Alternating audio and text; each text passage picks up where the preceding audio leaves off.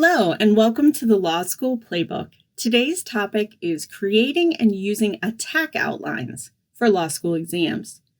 So we have some video content and have had some discussions about your big outline, your entire course outline. That is not what we're talking about in this video.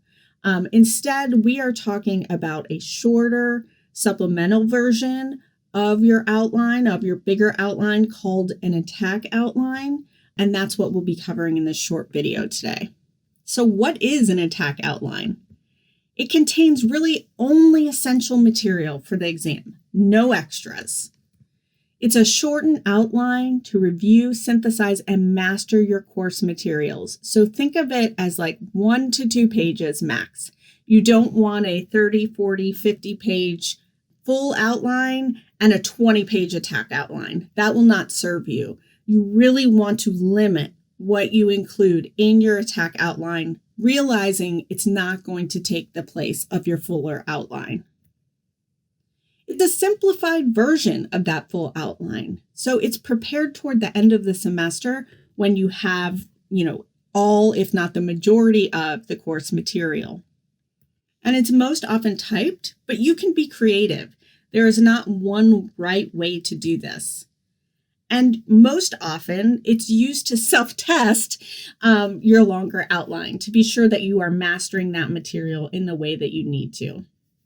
So you can think of it as a checklist of sorts that you use to issue, spot, and organize your thoughts. And you can have a checklist for each rule. So if a given tort is made up of 6 elements, that's your checklist for that rule.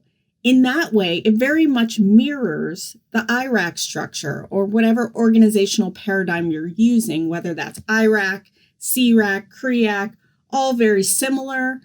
But if you have the elements spelled out for each tort and you have them listed there, each of those elements are going to be a mini IRAC.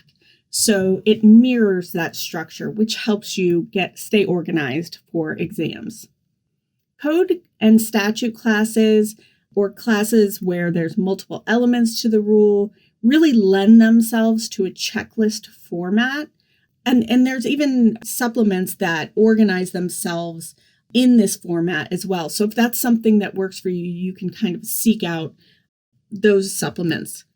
But courses that this checklist approach will work well for, examples are Civ Pro rules, evidence, professional responsibility, all very rules-based. So, but you can get creative. You want law school learning to be fun and interesting. It's a heavy lift and a long haul. So if you are a creative person, try an idea like posters. My research assistant is a former art teacher, and she loves making posters as opposed to a typed written checklist. And those are her way of pulling out the most important pieces of the outline for each topic. They're simple and organized in the same way. They can be diagrams or flow charts. In a course like contracts, you can almost picture it in your mind. There's so many different paths that a given transaction might take. And this could sort of be one place where you're going to highlight all the different options you have. Benefits to taking an approach like this is that you're handwriting the information, which we know is tied to memorization and understanding. You're actively working with the material, which always should be a goal, as opposed to passively just glazing over and staring at the material. So therefore, the creating aids in your memorization, and the visual may provide an ease of reference for you depending on how sort of your brain works, as opposed to the small words on a checklist. So experiment. This is a place where you can have fun and try out different approaches. So you may be someone who uses, for example, the poster or the mind map direction for a contracts course, but Civ Pro rules, you use the checklist. So be open to using different methods for different courses. None is the right way, right? The right way is the one that works best for you.